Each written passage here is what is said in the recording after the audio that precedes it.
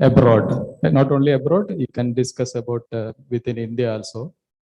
And we are really privileged to have Dr. Gopu or Potty with us.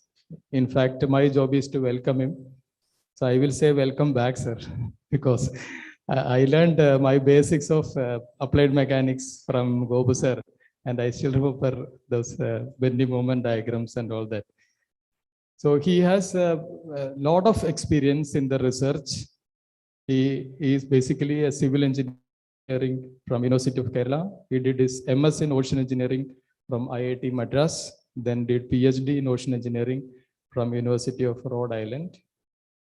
And in coming to project, he has a lot of experience in IIT Madras, in our department, and at various positions at the University of Rhode Island. In fact, when I took the biodata, there is a big list of achievements of Dr. Gopu sir. And with his vast experience and knowledge in naval ocean engineering and associated field, I'm sure the MTech students and PhD scholars especially, and BTech students who want to go abroad and do masters and research, you can utilize this opportunity by interacting with him in this session. On behalf of each and everyone present here, hearty welcome to the departments. Let me also welcome our head of the department, senior faculty members, friends, and all students to these sessions. Okay, thank you. I welcome Gopu sir to first speak. There is a small presentation also. Then you can have an interactive session at the end. Thank you.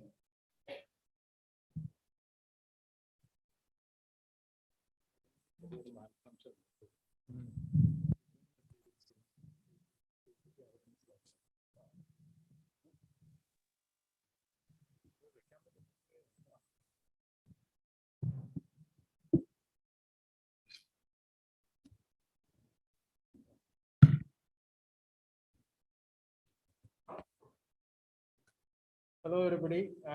Thanks, Satish, for the beautiful introduction. I do still remember the applied mechanics classes, but unfortunately, I have moved on to underwater acoustics since I left Cochin University in 1987. For the last 25, 30 years, I have been working on underwater acoustics. And I am here as part of the erudite program. I think it is sponsored by the Higher Education Council of the Kerala, state of Kerala. So Dr. Supriya at the Department of Electronics arranged all this. So she said, go and give a talk on. She picked the talk. So I thought I will put together some. I'm an acoustician. This bothers me.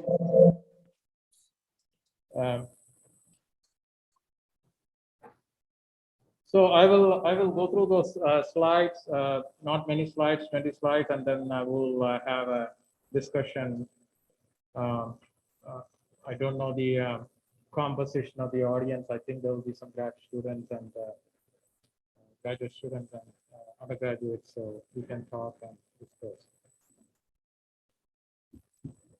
So this talk I put together literally in the last couple of hours, so I don't know what is in this. So please roll the slide. First slide, please.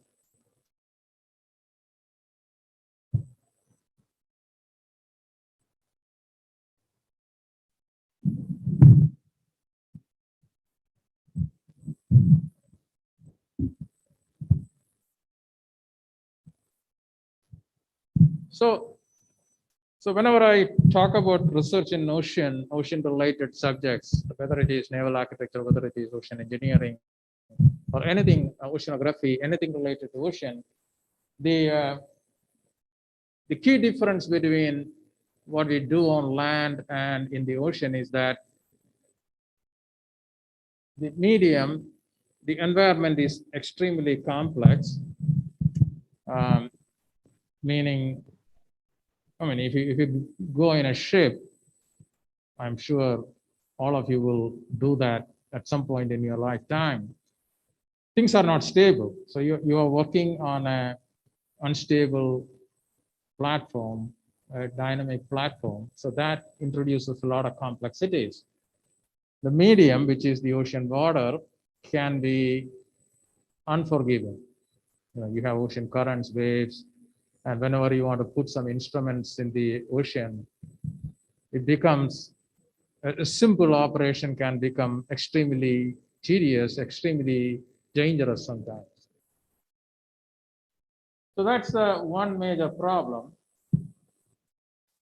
The second problem is it is multidisciplinary in nature. So I know that James sir used to say that, if you are in a ship, if you are an engineer in the ship, you have to do everything. There are no 100 specialists to do 100 different jobs. You basically have to do most of the things yourself. So you should know a lot of disciplines. You have to be at least familiar with a lot of disciplines like oceanography, electrical engineering, signal processing, instrumentation, systems engineering, so on and so forth. That's the other part. And the third part deals with the medium. I briefly mentioned it. The medium is dynamic in nature and it is complex. So the medium offers so much challenge to all the ocean engineering operations. And you have to have an ability to combine intuition with mathematical skills if you want to do some modeling and plan your experiment. So that's the introduction slide. And then if you want to know what are the things which is happening in the ocean engineering world, one of the main societies, professional societies associated with the ocean engineering field is the IEEE Oceanic Engineering Society. I'm heavily involved with that. And if you look at that, they have I took it from their website. So these are the different technical or technology committee sections. Autonomous maritime systems, AUVs, UUVs, and other mobile platforms, autonomous mobile platforms. The traditional current wave measurement and applications, the new buzzword, data analytics, integration and modeling. I happen to be the chair of that section. Ocean observation, that's the keystone of any ocean engineering research. Whatever you do in paper, mathematical modeling, you have to throw out of the window when you go into the ocean and make measurements. Remote sensing is big, especially nowadays with a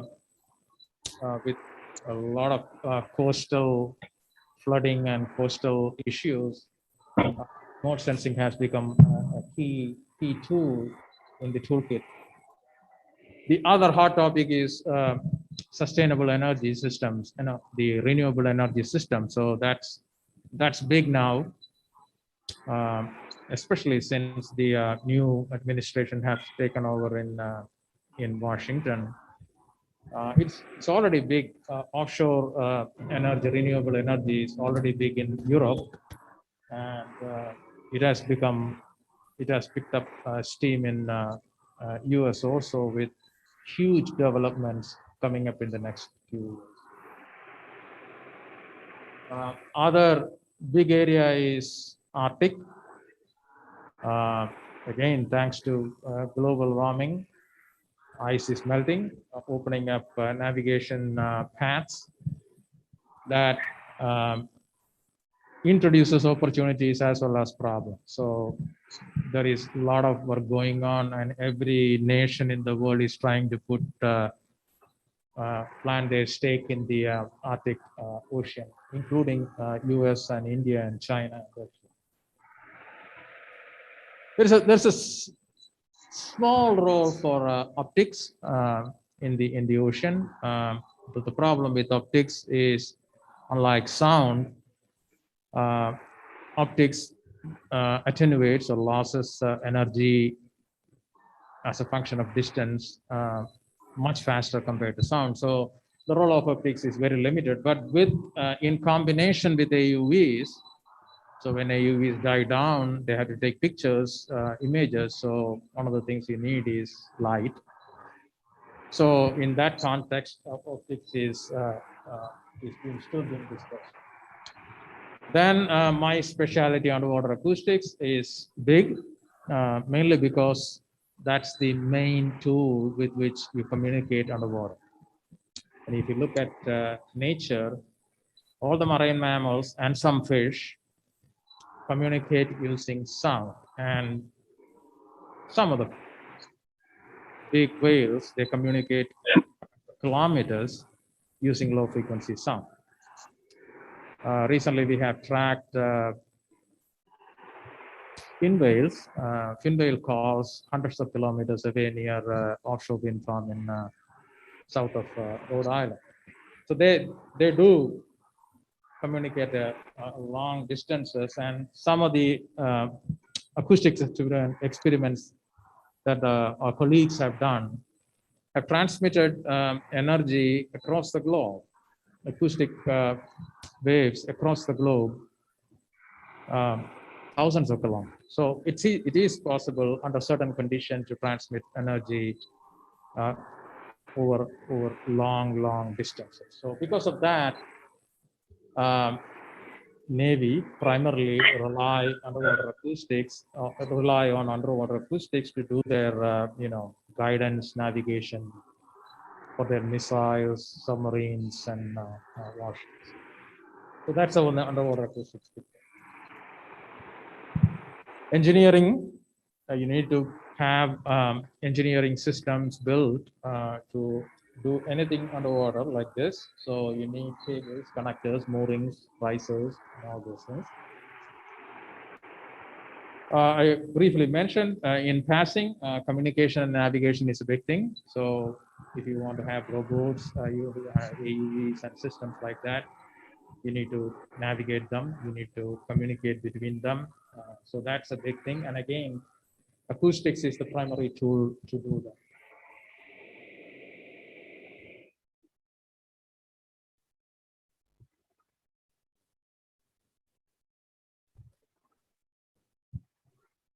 Technology can be troubling on land too.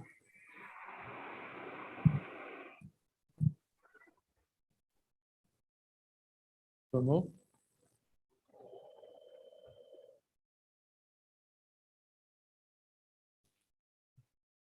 So while it's getting resolved, so there's a long history during the Second World War. I think the beginnings of underwater acoustics was associated with the Titanic accident, and then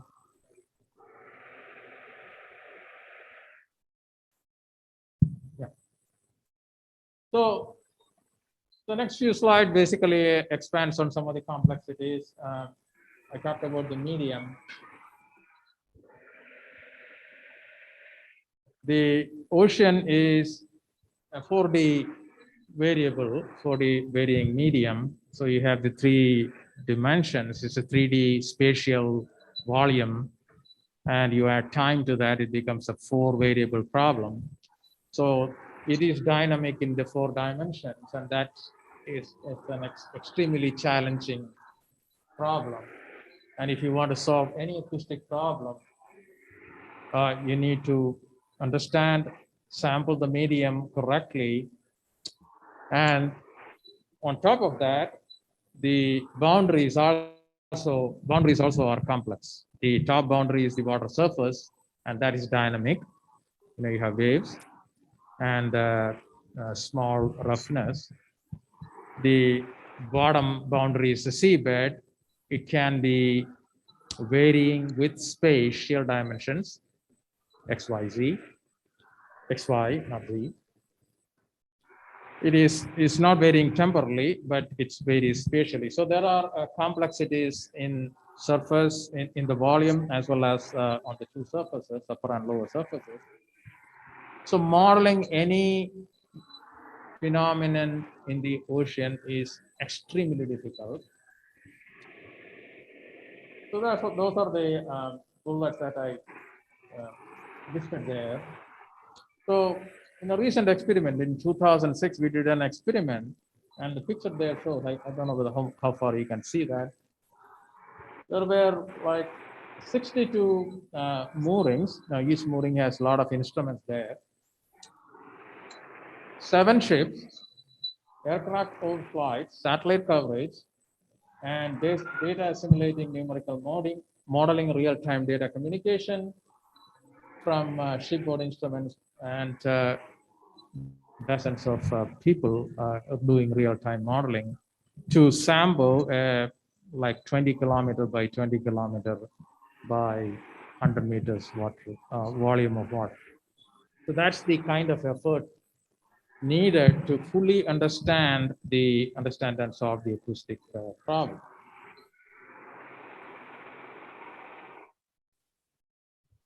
The other thing is so you have the bottom, so you need geologists or geological oceanography people to help you with understanding that part. You have the waves on the surface, so you need wave modelers or oceanographers to help you with modeling that part. So you need physical oceanography, and then there are marine organisms in the water. So you need to understand the impact of what you're doing on the marine organisms, fish, marine mammals, and things like that. So you need to know a little bit of marine biology, or you need people to help you with that. So you have this interplay of different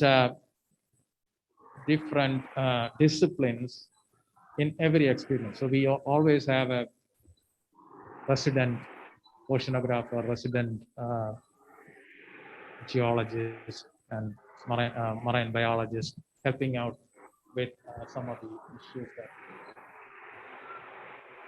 come across. So the picture on the right there on top is a ship is used to make samples of sediment, sea bottom sediment, and then they take it to the lab and analyze it.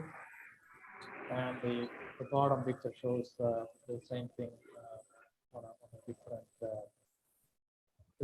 zoomed out version. Next slide. I'll go a little fast. So the other interesting dynamics politically is that, so most of the funding for underwater acoustics comes from Navy, because they are the principal users of underwater acoustics research. So they are the funders, and there is always a tussle going between basic research versus applied research. Basic research is the research that where you understand the fundamental physics of various phenomenon, and that's usually published. It's usually available. It's open literature, published in open literature. It's available anywhere, available to anybody in the world. And when you take that and when you apply to specific problems for the Navy, for example, that becomes applied research, and that's usually classified at various levels. So the funding division between these applied versus basic, that's always a political question, and that has an impact on the people, personnel working in that field.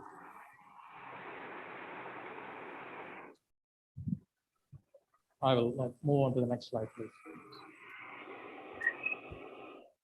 So talking about politics, so during the Cold War, the focus of acoustic research was on deep water, because the battle was done with submarines in deep water.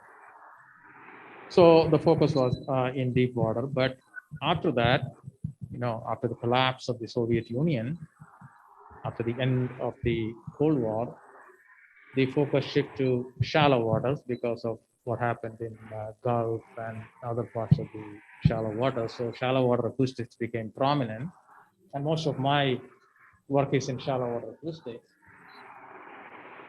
And compared to deep water, the shallow water is a more complicated medium because the water depth is small, so you have interaction with the boundaries more, so that makes it more complicated problem. So the politics plays a major role in the direction in which ocean-related research in general goes. So that's what I'm trying to say. The picture there on the right, anybody who wants to join underwater acoustics, I show them that picture, and you should be ready for working in those kinds of conditions. So, winter work research in the northern hemisphere, in Atlantic, Eastern Atlantic or Pacific is, especially in Eastern Atlantic, can be something like that. Next. So I just quickly go through my journey through the last 25 years.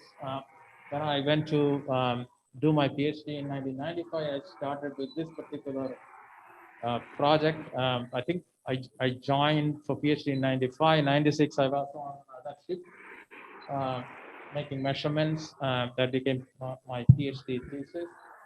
That was called separate primer experiment. It was a single ship operation. It was a shallow water, and one of the sources, acoustic sources, sound sources that we used was explosives. So basically, we drop explosives, and explosives are cheap and extremely broadband and extremely loud sources. So signal processing wise, that's the best source that you can pick up. But after that 1996 experiment, the regulations became tougher. We were no longer allowed to use explosives for research work in the US. So we never used it until last year, until 2017, we started using it again. So it came a full circle.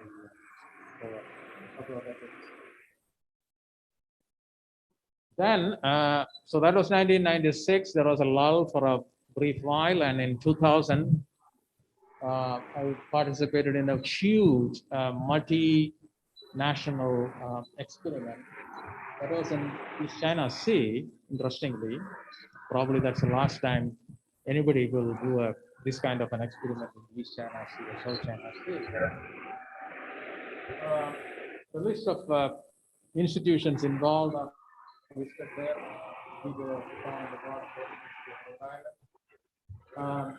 This was an extremely difficult experiment to pull off, because if you want to do anything in China, it's it's extremely difficult. So somehow the program managers pulled that off, and that's one of the most is considered one of the most successful experiments ever accomplished. And incidentally, again coming back to full circle, I am after this week I am going to National Institute of Ocean Technology, which is one of the premier ocean engineering, ocean technology institutions in this country, in India. I have been collaborating with them for last 20 years. So I'm going there for a couple of weeks to use some of the data that we collected from this experiment to do some estimation of ocean water. I mentioned that I showed this picture earlier, so I will skip that. This is the 2017 experiment that I was talking about, where we used the explosive charges again. This happened in the east coast of the United States, in 70 meters of water. And one of the specialities of that area was, unlike many other parts in the world oceans, this is one area where there was a pool of mud in the seabed.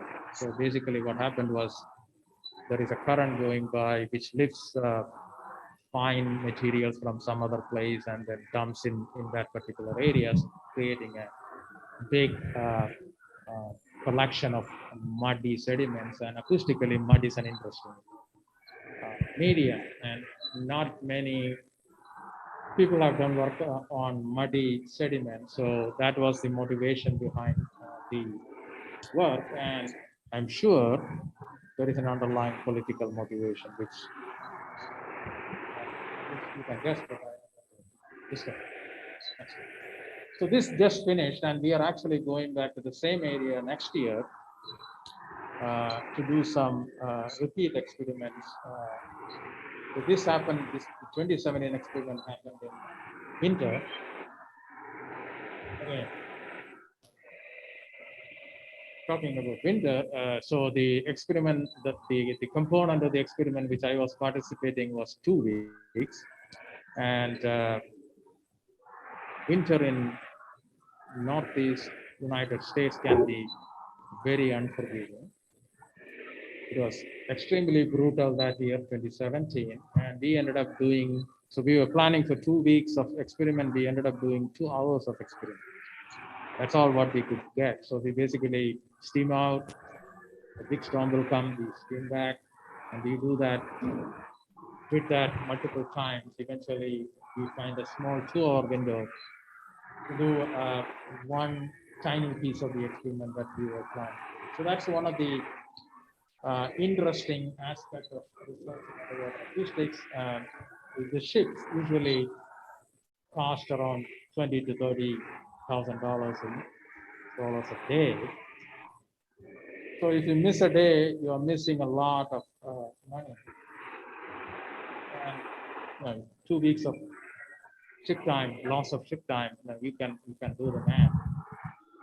So that is one reason why not many countries can afford to do underwater acoustic research, observational research, because of the high cost involved. The most important critical problem that the field faces now is the lack of manpower.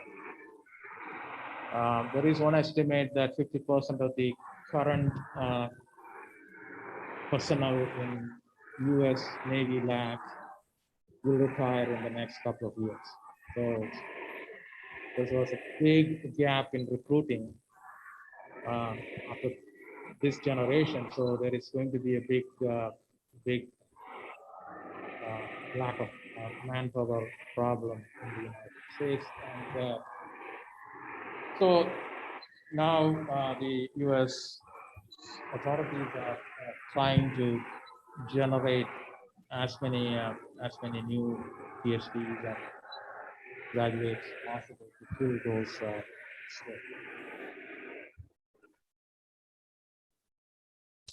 So this is all known problems, and then there is the unknown problem, which is changes in the climate.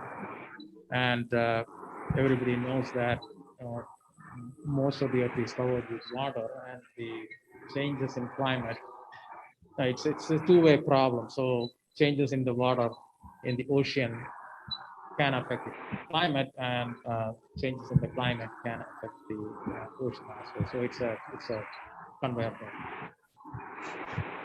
Already people are seeing, I mentioned about the Arctic, so the ice melt, warming of the ocean waters has an impact. It changes the structure of the temperature in the water column. Sound speed is directly proportional to temperature. So when temperature changes, sound speed changes. When sound speed changes, the way in which sound propagates changes. Already we are seeing changes in sound speed. So that is one of the very active research areas currently generating a lot of interest.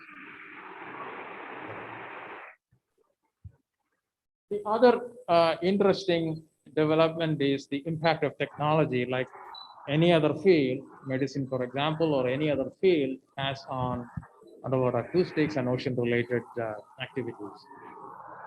The main technological, I would say two main technological impact has, comes from autonomous vehicles and machine learning, big data, and all those fancy happening. Underwater vehicles, there are AUVs, autonomous underwater vehicles. There are UUVs. There are gliders, which are self-propelled vehicles. So they can all be used for sampling, oceanographic sampling, and you can put sources, acoustic sources, receivers in that, and you can just leave them, and they will run around and do their stuff for weeks.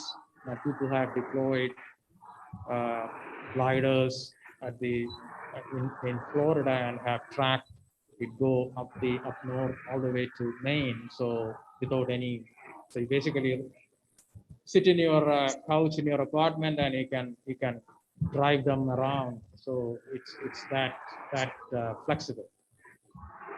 So only one problem though. One is endurance. So you need your power has to come from somewhere. So that's one limitation. The second one is the precision.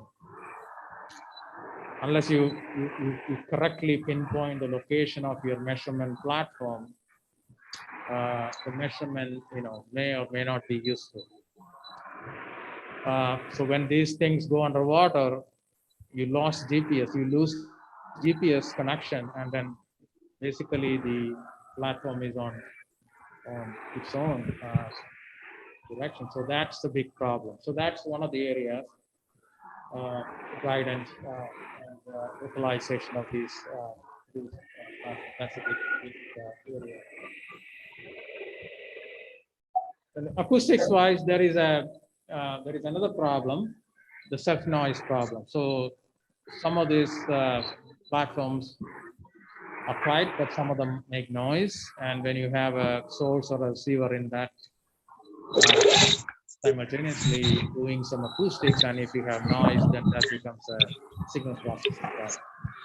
Machine learning, that's another big thing. I happen to be the chair of the technology committee on data analytics, integration and modeling of the IEEE Oceanic and Engineering Society. So I am personally involved with promoting the use of machine learning, and which everybody does in all fields. So why not? The problem with underwater acoustics is that unlike business or medicine, medical data, the data is limited. The data is costly. The data is limited.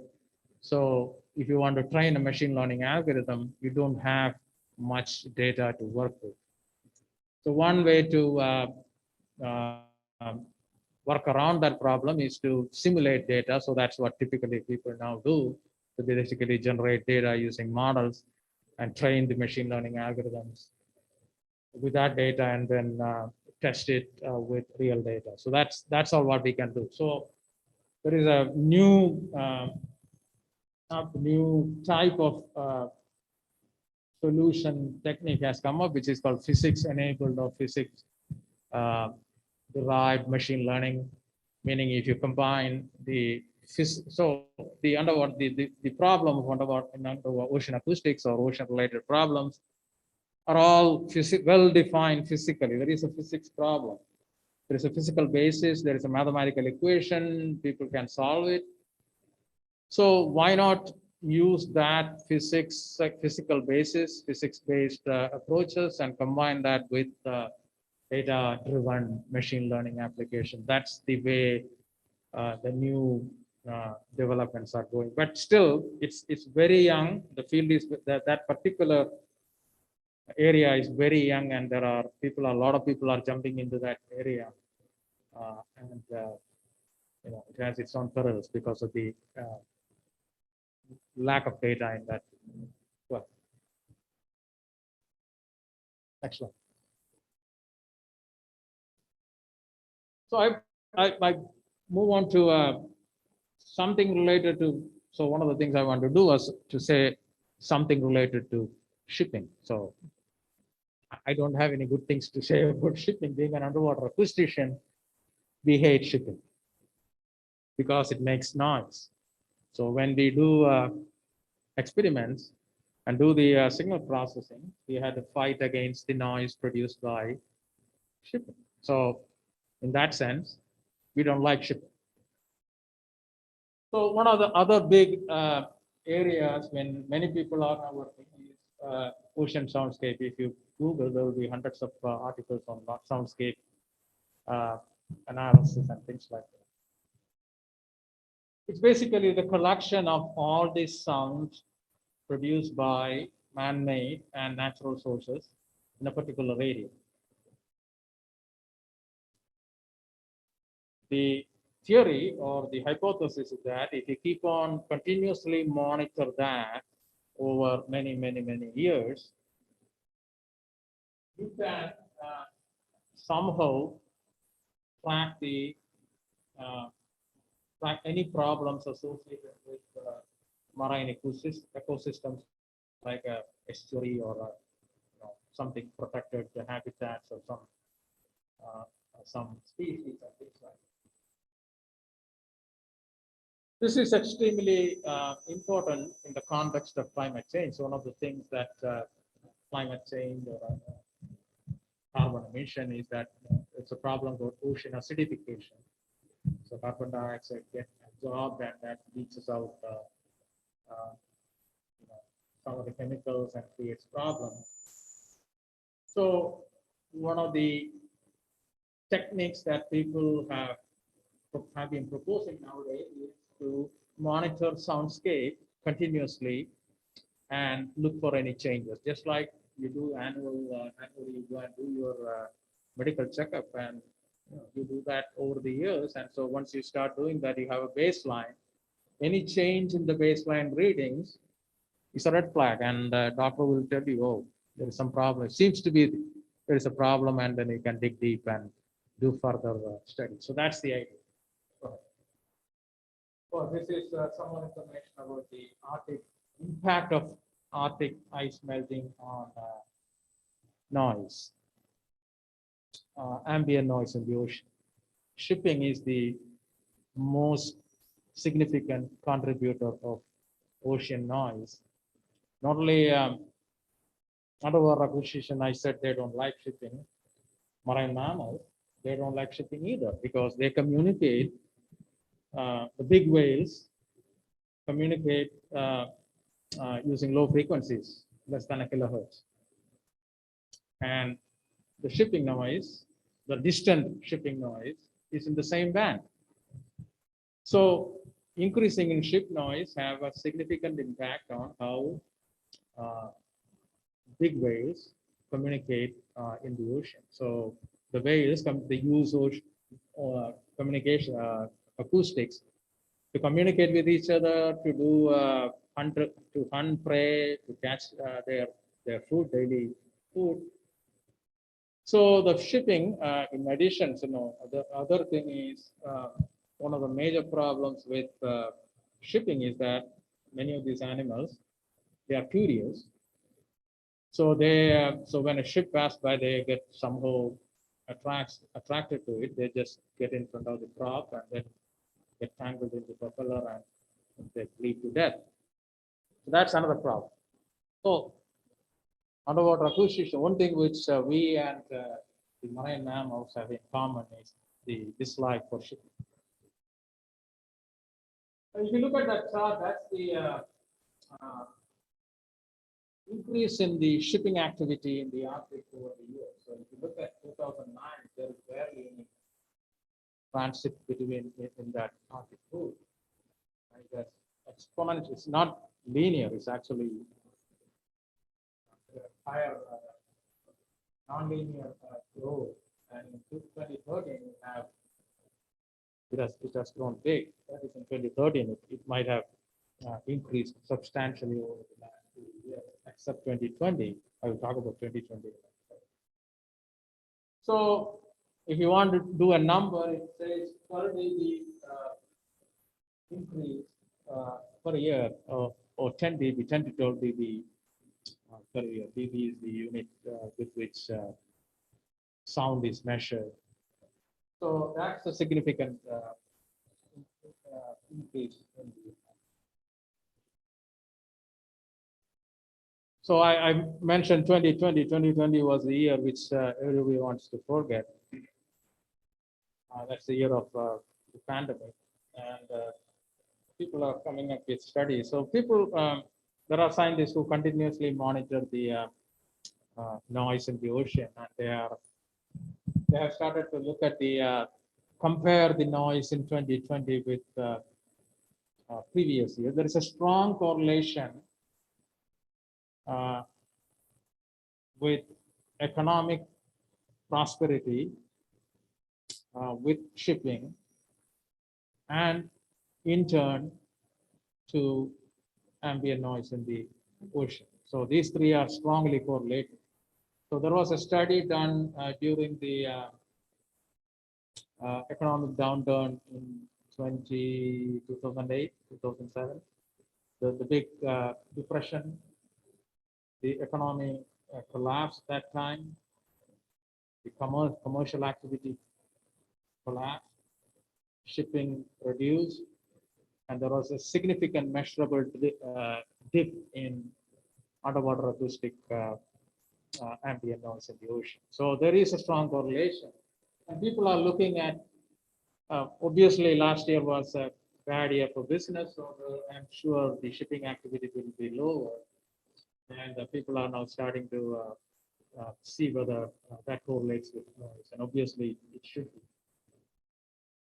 And one of the things, so since ambient noise dropped and shipping noise is in the low frequency band, some of the scientists are starting to pick up very small earthquake activity, which they never heard or detected in previous years. So they say it is a blessing in disguise.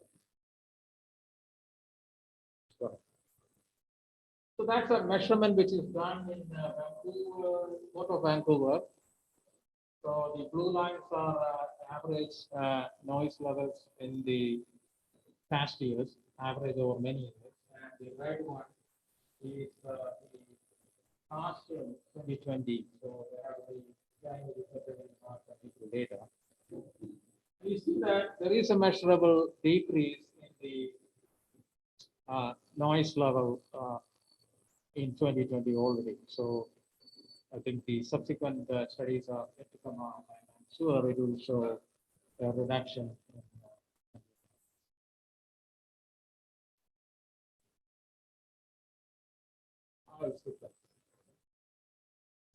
So if you look at the sources of noise in the ocean, so in addition to shipping, even though I complain about shipping a lot, there are other noise sources. For example, ocean surface waves breaking on the surface create bubbles, and these bubbles are very energetic noise sources. The biology, even though the marine mammals use sound for communication, they make sound, they create sound, so they have their own contribution to the ambient. There is always something happening in the seabed volcanically, seismically, so that makes sound. And sometimes slopes slip, creating tsunamis, and that creates sound too. Ice, when ice cracks, that has big noise source. There are other noise sources too. So shipping is not the sole contributor. Even there are other man-made sources. So the study of the ambient noise, mainly it's in the sonar perspective that people have started doing this.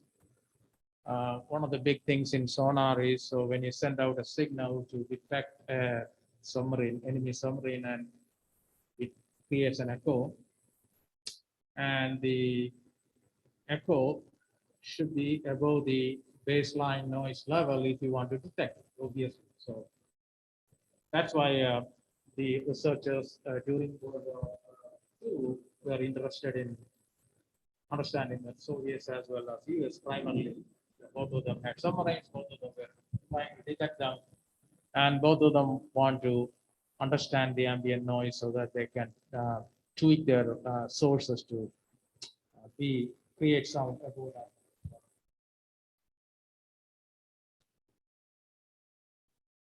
The major contribution to the study of the noise was done by Venz, W-E-N-Z, and he created the famous Venz curve, which we still use. So that's one of the biggest contributions to that. I mentioned about the shipping line. So it's low frequency, 10 to 200 hertz. So that's where the distant shipping noise is.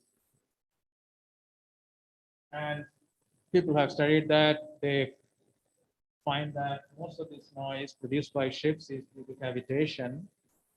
I'm sure many of your professors know more about cavitation than me.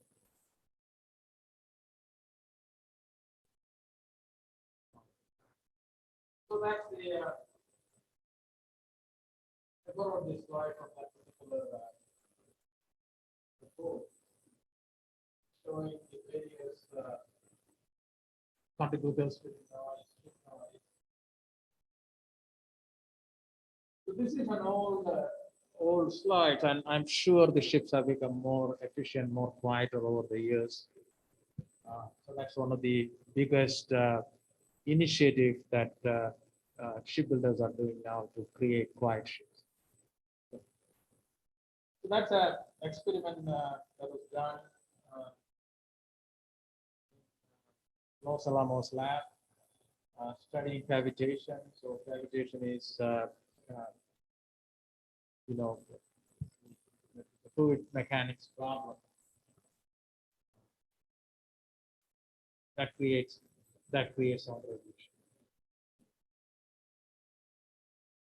So this is a long-term data on shipping.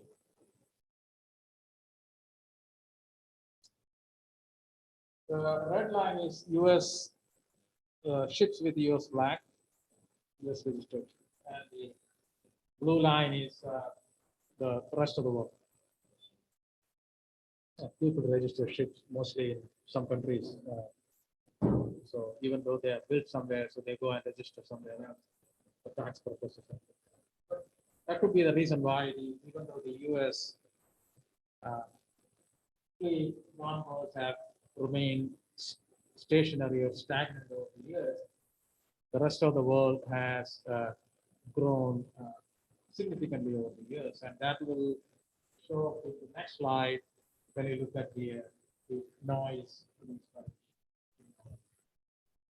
So it's 5-6 dB per decade of increase in shipping noise. And if you look at most of the increase is in East Atlantic. That's the triangles on top there. And most of them have a nice linear increase. That's one of the man-made noise sources. The other man-made sources, which is creating problems now, is the wind turbines, offshore wind turbines. I mentioned Europe is full of offshore turbines, and US is soon to become something similar to that, especially the East Coast. Most of the structures in the East Coast are jacket type structures because of the gently sloping continental shelf.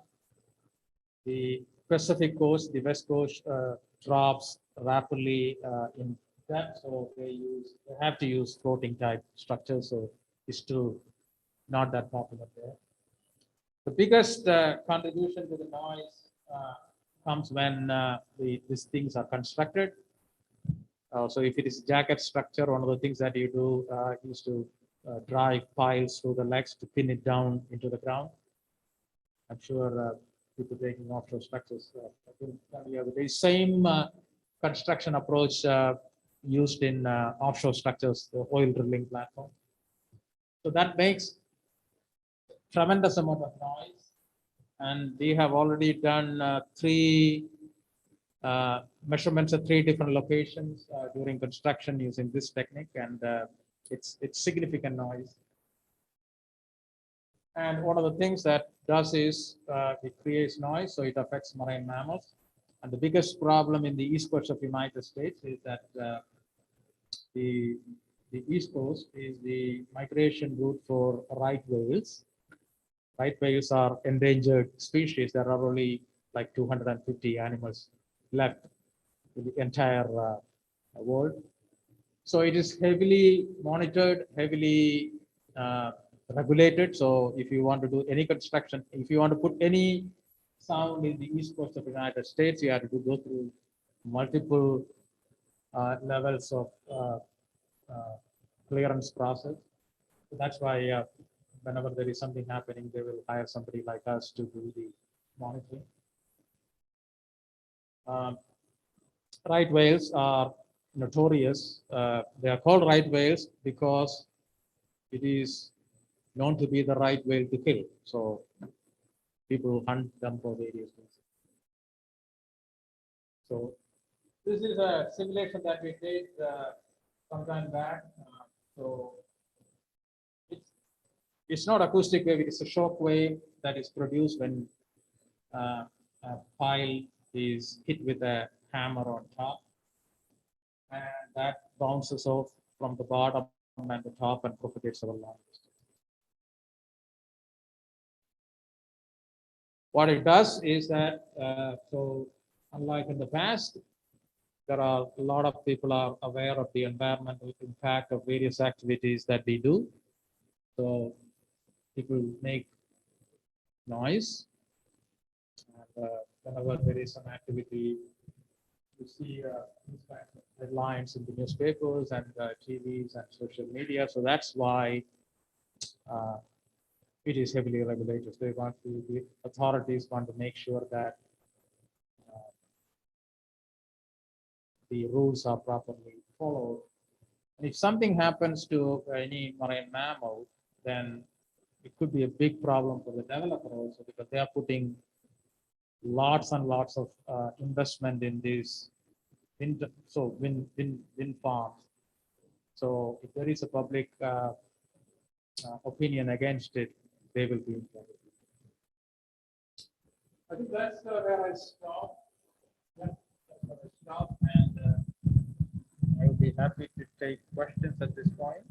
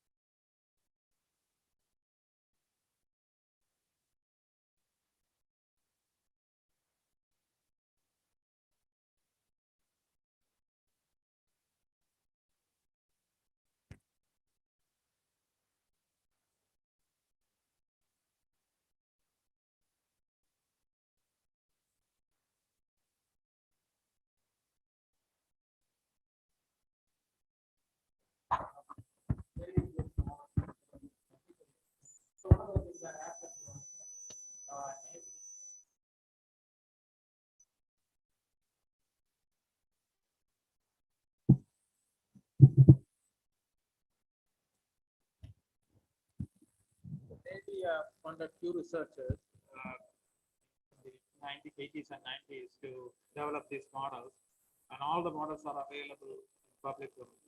So you can go and download, anybody can download and run them. So it's very user friendly and it can be done by anybody. There are some things you can still do, but it's mostly application of those models. That anybody can do that, and couple of people in NIO and NIOT, IIT Delhi, and one or two people in Nana University, they do that.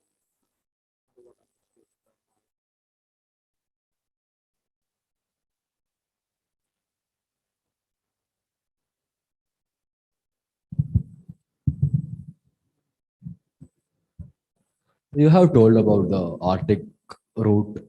I mean, as the global warming has increased, so the Arctic is melting. So, is there a possibility that in the near future we can have an Arctic route through, I mean, a sea route through Arctic, so that we can, have a drastic change in the sea routes we have right now? So, example for, can it can be an example for, can it be an alternative for like Suez Canal? I mean, see,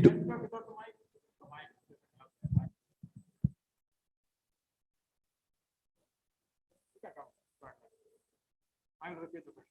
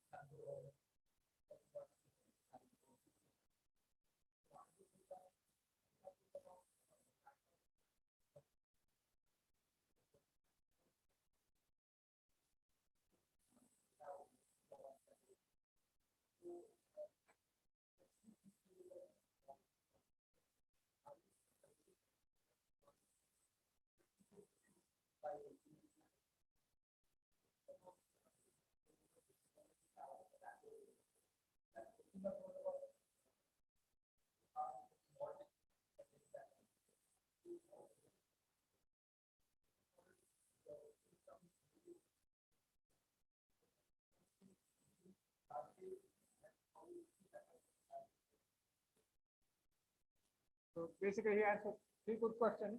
Question number one was about Arctic, whether the melting of ice can lead to easier traffic route via the Arctic region, and who controls that?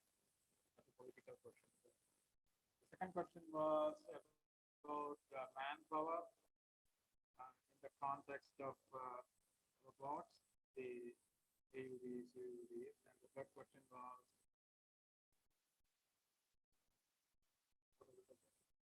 modeling. So, how good are the models and what's the done? They're all good questions. The Arctic part is already happening.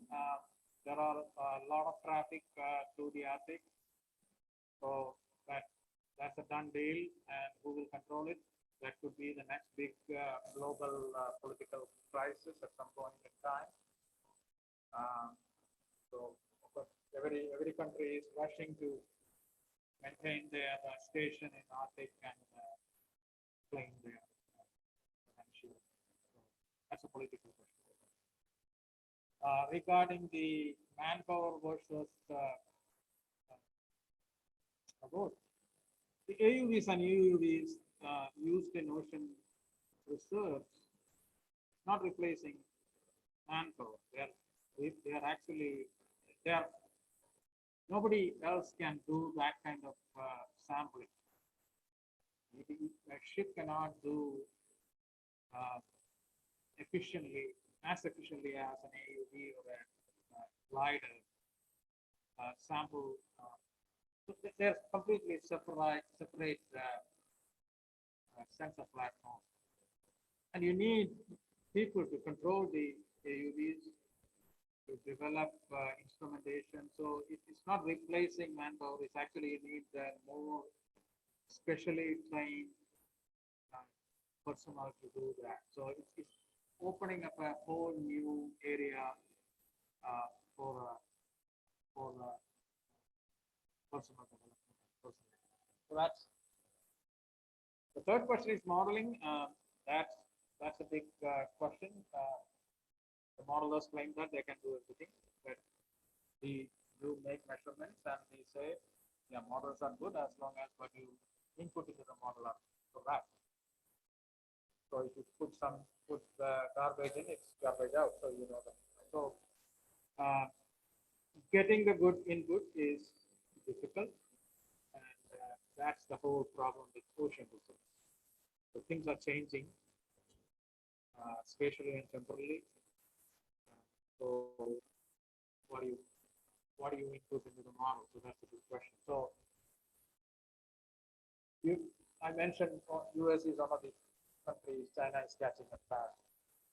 US is one of the countries which have done a lot of ocean observation, but still their databases are so poor. They're still struggling to make proper predictions for their sonar. Over 50, 60 years of measurements, still they are not properly equipped their database. So it's simple. So more than 2/3 of the world is ocean, and if you want to properly sample the ocean, you have to survey the entire ocean, which is not even possible. You cannot even think about that. So that's the problem. And then things are changing. You know, the water masses are changing. The climate is changing. So we have snow in Hawaii last week, and that will have impact on the climate and system. So those are all the inputs that goes into the model, and unless you correctly identify the inputs and put it in, the models will have. I think I answered the question.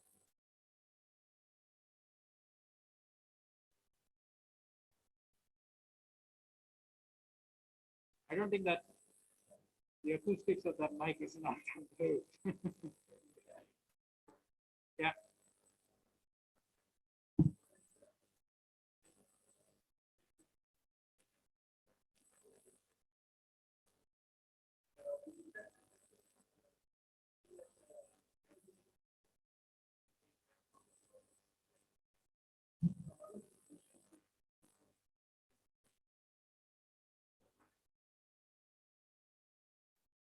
I don't know. My son is a expert in machine learning. He says machine learning is nothing but glorified regression analysis, so straight line fitting. So that's essentially what it is. So you take a lot of data and you blindly fit model to the data by brute force. That's what it does.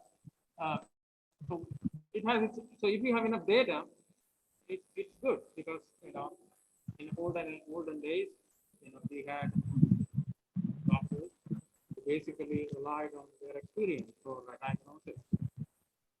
That's the machine learning. That's the first case of machine learning. So they basically keep on treating people, and every time they gain some experience, they update their machine, which is their brain, and then they reapply it to the next person. So that's continuous recurring machine learning implementation right there. So this is something very similar. So basically, if you have enough data, then you can train a black box to fit any observation. So that's what it does. The problem, though, with underwater, any engineering, not only underwater, any engineering discipline is that you don't have that kind of data. One question, marine engineering.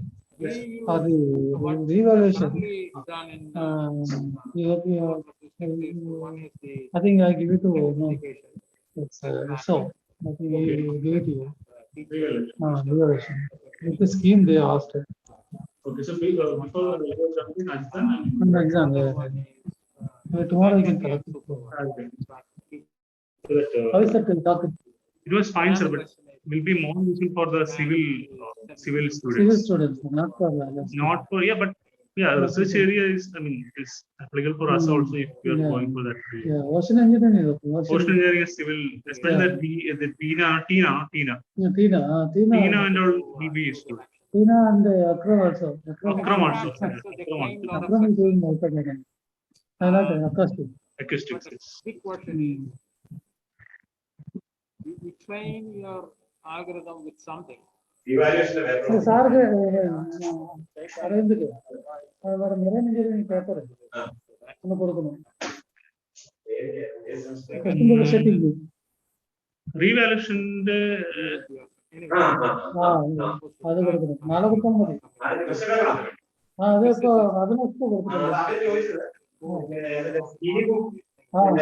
Answer ചെയ്യില്ല question paper ഉണ്ട് കിട്ടില്ലേ revaluation ആണോ? Okay. Question നമ്മൾ കണ്ടെടുത്ത് ഇതിനകത്തുണ്ട് സ്കീമും വേണം, പിന്നെന്തോ ഉണ്ട് സ്കീമും പിന്നെ ആൻസർ കീ അങ്ങനെയാണ് ആൻസർ കീ ആൻസർ കീ അതെ നാളെ കൊടുത്താൽ മതി Yeah, so നാളെ കൊടുത്താൽ മതി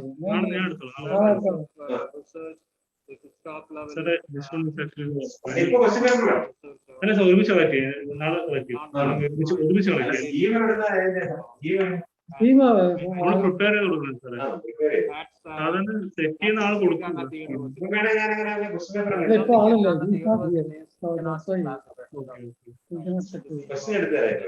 നാളെ കൊടുത്താൽ മതി that's the level in which international students can. That's morning. Yeah, morning. Same. So individual split up marks I am having. Daily lab. There are some labs in university. University of Pennsylvania State, Penn State has a lab. University of Washington has a lab. University of Texas has a lab. So there are few universities where there is a lab, but they have separate lock and key, and we have separate security mechanism. So basic research funds around 200 investigators. I have to be one of them, and maybe 50 students. The whole of the the other problem is once they graduate, getting jobs could be a problem in a defense environment because many of the defense government companies.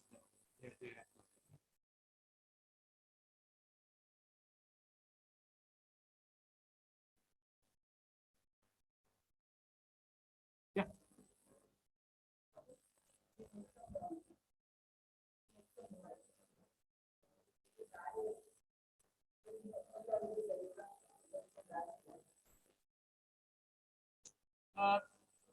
So this I mentioned, these are highly costly experiments. So there is before we start the experiment, we create a data sharing agreement. Essentially, for 2-3 years, we keep the data within ourselves, and then it becomes available to anybody on request. Basically, you have to make a request, and then typically, so if you, for example, if you request me and I give you a data, and you do something and publish, general practice in our community is that you include me as a co-author, not as a first author, but two or three. Just to show the appreciation of the difficulty and that you went through, that I went through, in order to collect that data. That's the general practice in our work. But So when you make a request to me, then I will contact the my boss at the Naval Research who gave me money to do that. Usually it goes through smoothly, but if they suspect something, they can say. Yeah.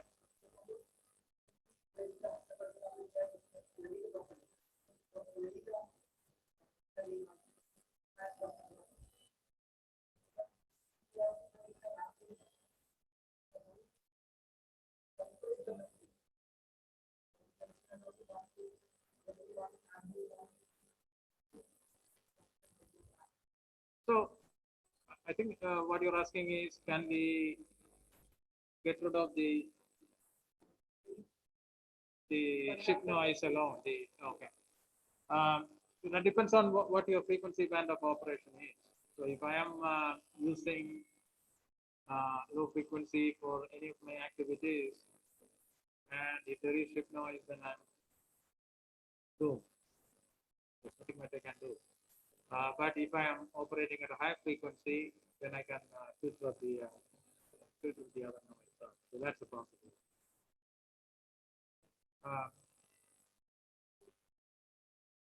Otherwise, you have to have a bigger energetic source. So you bring up your source level much above the ambient.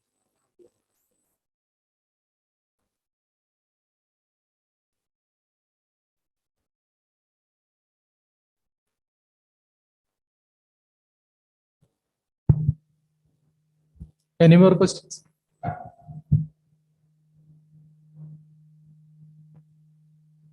Packages are sitting quiet. Not sitting quiet, but they're not asking questions. Yeah, one question from research scholars. Yeah, Mr. Paul?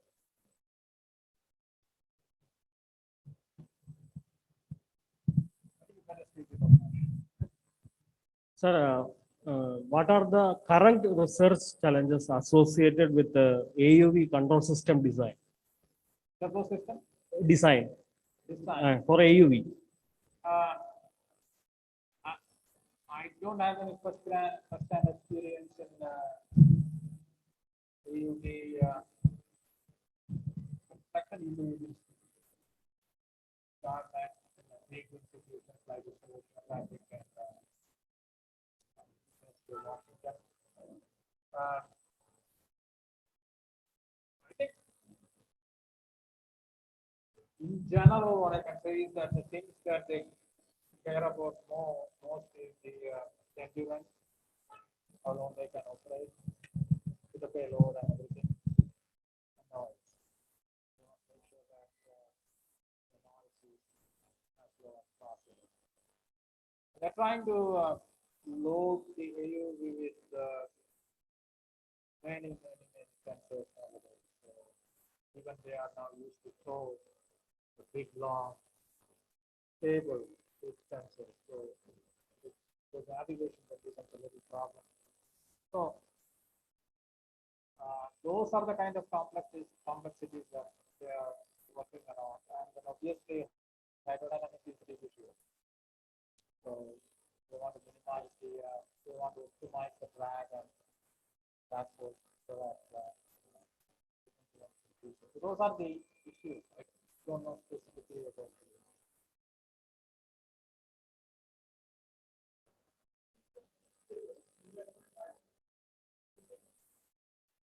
Hundreds of them. If you are using for AUV application, what kind of application? Control system design. I don't know the omega, but I can check with my colleagues and find out. URI has a very good robotics program. So we can check with them and what they do.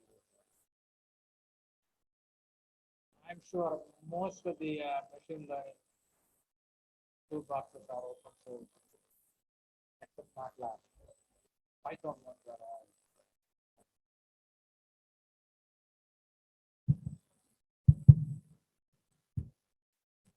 all. Okay. Okay, sir. Okay. So thank you very much. And it was nice to be back, and nice to see James sir and Satish and yeah.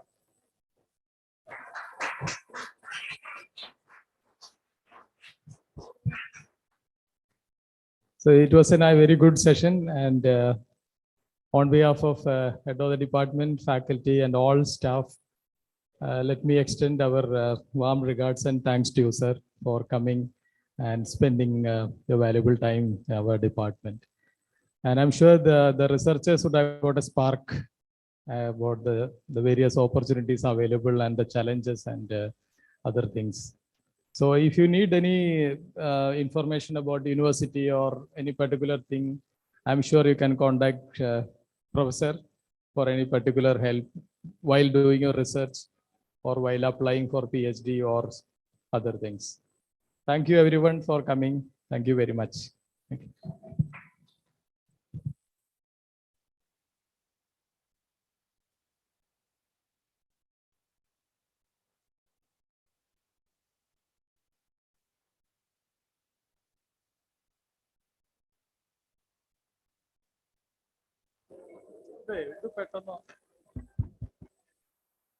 Hello, check.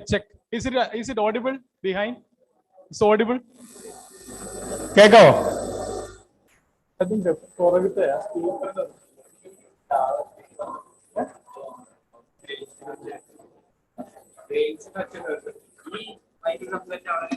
Hello, check.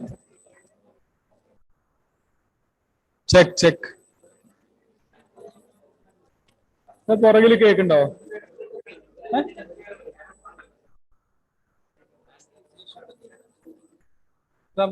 Hello check hello check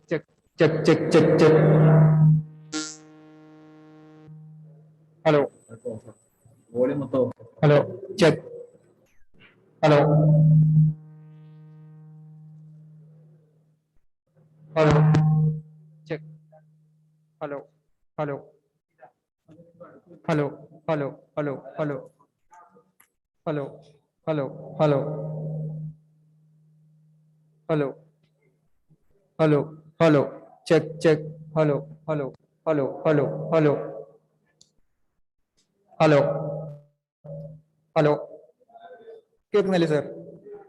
ഒരു കുഴപ്പമില്ല അപ്പോ. Hello check hello hello ഇതിന്റെ